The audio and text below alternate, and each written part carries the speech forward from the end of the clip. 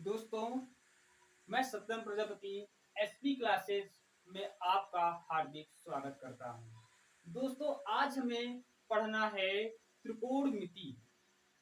त्रिकोणमिति उनके कुछ महत्वपूर्ण सूत्र। जो त्रिकोणमिति है, गणित की एक बहुत बड़ी शाखा है। यह कक्षा 10 से प्रारंभ होती है, 11वीं 12वीं एमएससी बीएससी सब में चालू रहती है, जबकि यह कॉम्पिटेटिव एग्जाम में भी आते हैं। पॉलिटेक्निक एंट्रेंस एग्जाम में भी त्रिकोणमिति का एक बहुत महत्वपूर्ण रोल है। त्रिकोणमिति एक बहुत बड़ा सिलेबस है, जिसके फार्मूले, जिसके सूत्र याद कर पाना बहुत ही मुश्किल है। आइए हम देखते हैं त्रिकोणमिति के फार्मूले कैसे तैयार किए गए हैं। जो भी त्रिकोणमिति है, त्रिकोणमिति के फार्मूले तैयार कैसे किए गए हैं, अर्थात जो फार्मूले हैं वह कैसे बनाए गए हैं, आइए हम सीखते हैं। तो सबसे पहले हम बात कर लेते हैं त्रिकोणमिति। त्रिकोणमिति 3 शब्दों से बना है। त्रिकोणमिति, त्रि मीन्स 3, कोण मीन्स कोण, मिति मीन्स मापना, अर्थात 3 कोण को मापना। कह सकते हैं हम किसी त्रिकोण के कोणों और भुजाओं के बीच संबंध स्थापित करना त्रिकोणमिति कहलाता है। त्रिकोणमिति हमारे घरेलू जीवन में बहुत उपयोग होते हैं। जैसे हम पतंग उड़ा रहे हैं, हमारे पास 60 मीटर धागा लंबा है और हमें धागे की लंबाई पता है और हमें ये कैलकुलेट करना है कि यह पतंग जो है कितनी ऊंचाई पर उड़ रहा है। तो हमें ये पता है 60 मीटर धागा लंबा है और वह कितना कोण बना रहा है। उसकी सहायता से, त्रिकोणमिति की सहायता से हम ऊंचाई ज्ञात कर सकते हैं। भवनों की ऊंचाई निकाल लेते हैं। इसी से हम खेतों की लंबाई चौड़ाई के माध्यम से ये हम कैलकुलेट कर लेते हैं। तो आइए हमें सीखना है त्रिकोणमिति के फार्मूले कैसे तैयार किए गए हैं। जो त्रिकोणमिति है, त्रिकोणमिति समकोण त्रिभुज पर लागू होती है।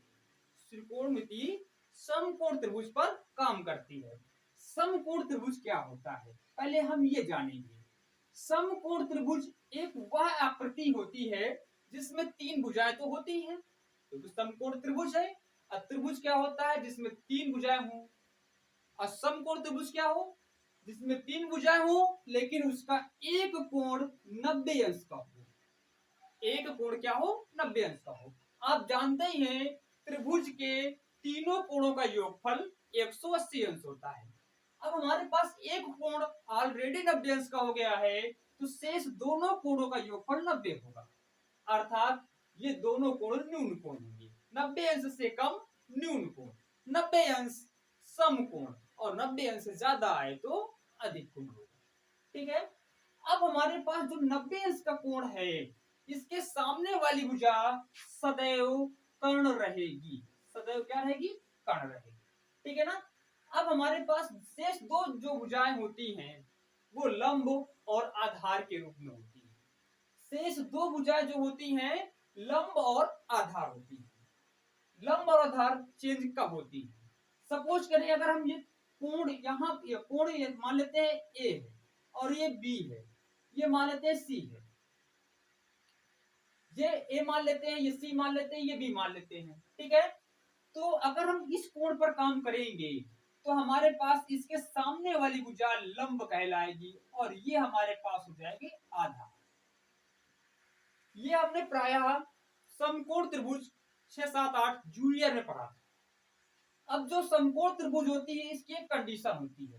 कंडीशन क्या होती है, पाइथागोरस प्रमेय लागू होता है। कर्ण की स्क्वायर बराबर लंब स्क्वायर प्लस आधार स्क्वायर, ये हमने पढ़ा है। इस प्रमेय को बोलते हैं पाइथागोरस प्रमेय। पाइथागोरस प्रमेय।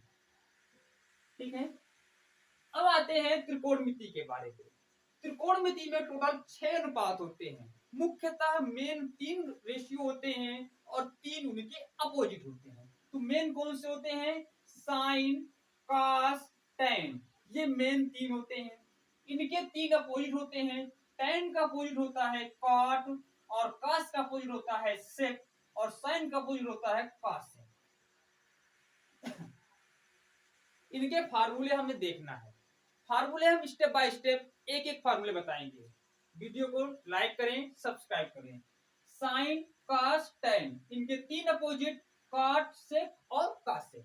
फार्मूले अब यहां पर लिख लेते हैं एल ए एल, के ए।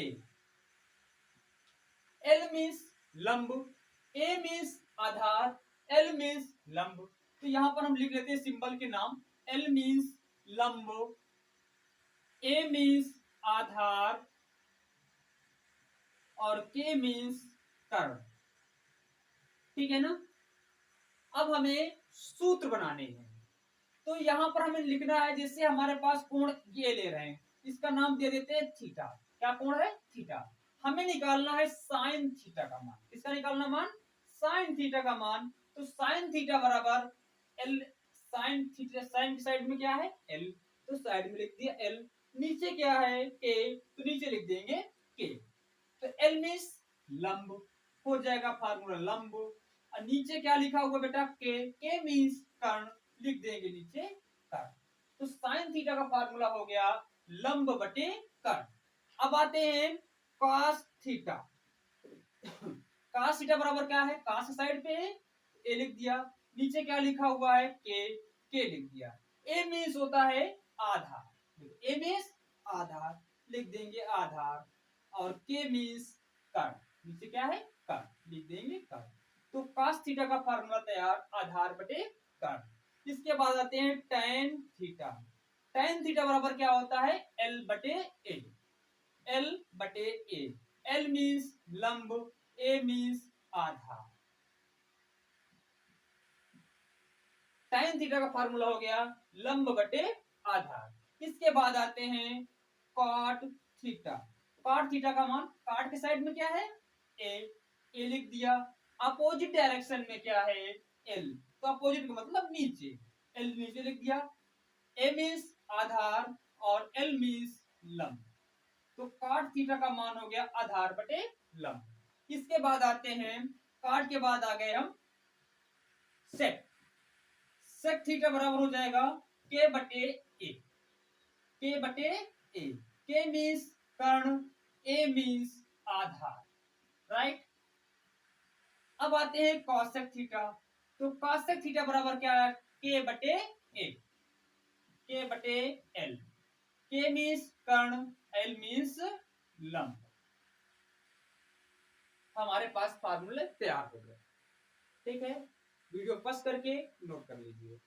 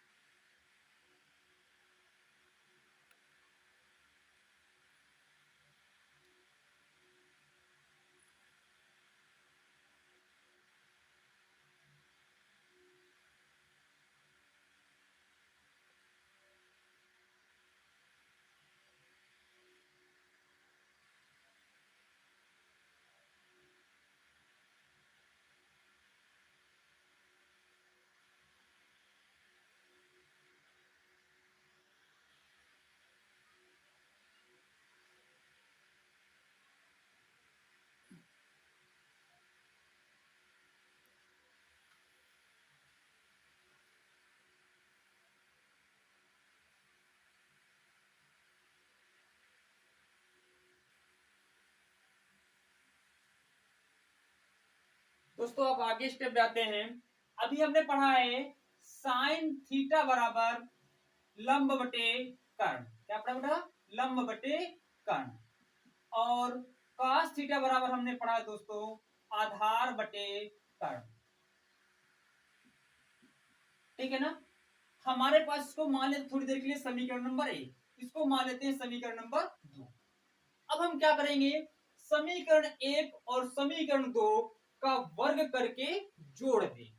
देखेंगे समीकरण 1 और समीकरण 2 का वर्ग करके जोड़ने पर, वर्ग करके जोड़ने पर, वर्ग करके जोड़ देते हैं। इससे हो जाएगा sine square theta. Sine theta का वर्ग साइन स्क्वायर थीटा। बाएं पक्ष को बाएं पक्ष में जोड़ेंगे, दाएं पक्ष को दाएं पक्ष में जोड़ेंगे। साइन थीटा का वर्ग साइन स्क्वायर थीटा और इसका वर्ग कॉस स्क्वायर थीटा बराबर इसका वर्ग लंब स्क्वायर बटे कर्ण स्क्वायर प्लस आधार स्क्वायर बटे कर्ण स्क्वायर। ठीक है, क्लियर।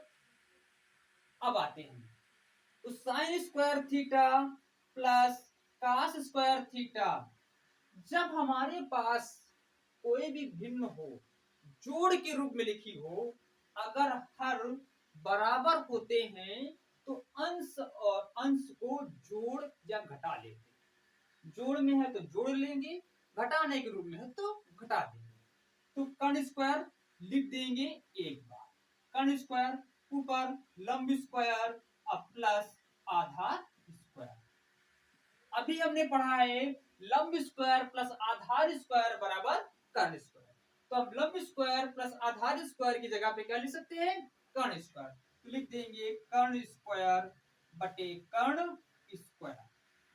किसका मान हो गया, sign square theta plus cos square theta, right.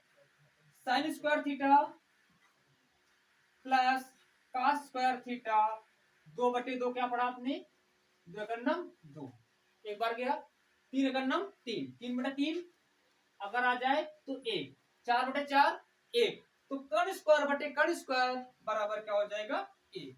तो हो जाएगा sine square theta plus cos square theta equal to 1, right, बराबर 1। इधर लिख रहे हैं तो इधर लिख रहे हैं, ठीक।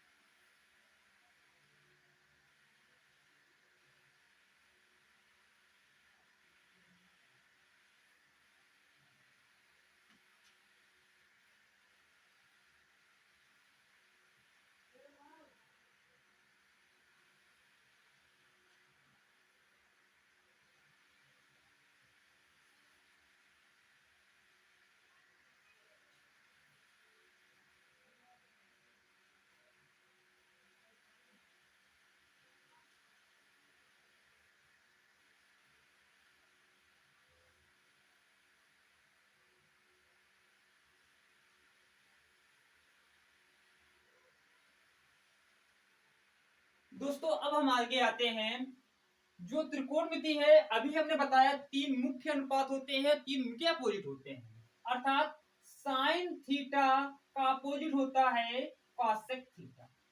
साइन थीटा का अपोजिट क्या होता है, कॉसेक थीटा। अर्थात कॉसेक थीटा को हम साइन थीटा बराबर हम 1 कॉसेक थीटा लिख सकते हैं, ये इसका अपोजिट।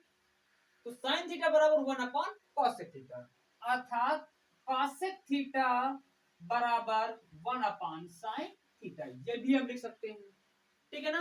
अब अगर हमारे पास ये एक के भागे में है कॉसेक थीटा, भागे में इसको इधर लाएं पक्षांतर करें तो ये गुणे में हो जाएगा। अर्थात साइन थीटा और गुणे कॉस थीटा इक्वल हो जाएगा 1, कॉसेक थीटा इक्वल क्या हो जाएगा बेटा 1। अर्थात दो अपोजिट अनुपातों का गुणनफल सदैव 1 होता है। अब आगे आते हैं, tan थीटा का अपोजिट होता है cot थीटा, अर्थात tan थीटा बराबर 1/cot थीटा। दूसरा cot थीटा बराबर क्या हो जाएगा 1/tan थीटा। क्लियर। एक इसका और फार्मूला होता है, tan थीटा का फार्मूला होता है sin theta upon cos theta, और cot थीटा का दूसरा फार्मूला होता है cos theta upon sin theta, right. इसके बाद cos थीटा का अपोजिट होता है 1/sec थीटा, cos थीटा का अपोजिट होता है sec थीटा, अर्थात cos theta equal 1/sec theta, और sec थीटा बराबर क्या हो जाएगा 1/cos, राइट।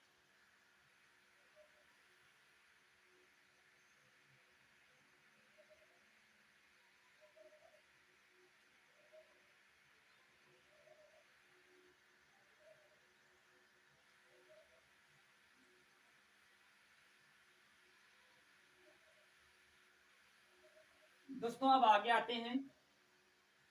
हमने अभी सिद्ध किया sign square theta plus cos square theta बराबर 1 होता है। अभी हमने सिद्ध किया sign square theta plus cos square theta बराबर 1। अब हम क्या करेंगे, दोनों पक्षों में साइन स्क्वायर थीटा का भाग देने पर, दोनों पक्षों में साइन स्क्वायर थीटा का भाग देते हैं, तो क्या हो जाएगा, साइन स्क्वायर थीटा बटे sign square theta plus cos square theta बटे कॉस स्क्वायर थीटा बराबर 1 अपान कॉस स्क्वायर थीटा। दोस्तों अभी आपने पढ़ा है, साइन साइन भाग दिया है ना हमने, साइन, ठीक है ना। तो साइन स्क्वायर थीटा बटे साइन स्क्वायर थीटा 2/2 1, 2/2 1, 3/3 1, तो साइन स्क्वायर थीटा बटे साइन स्क्वायर थीटा 1 हो जाएगा। अभी आपने पढ़ा है कॉट थीटा बराबर प्राइम कॉस थीटा बटे साइन थीटा, क्लियर। स्क्वायर के रूप में है, दोनों तरफ वर्क कर दो वर्क कर दो वर्क कर दो, तो कॉस स्क्वायर थीटा बटे साइन स्क्वायर थीटा बराबर क्या हो जाएगा, कॉट स्क्वायर थीटा। तो आते हैं कॉट स्क्वायर थीटा और 1 अपान साइन स्क्वायर थीटा बराबर क्या होता है, कॉस सेक स्क्वायर थीटा। तो कॉस सेक का अपोजिट होता है। सूत्र अगला तैयार हो गया, ठीक है।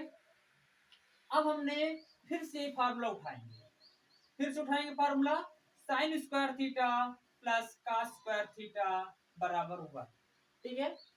अब दोनों पक्षों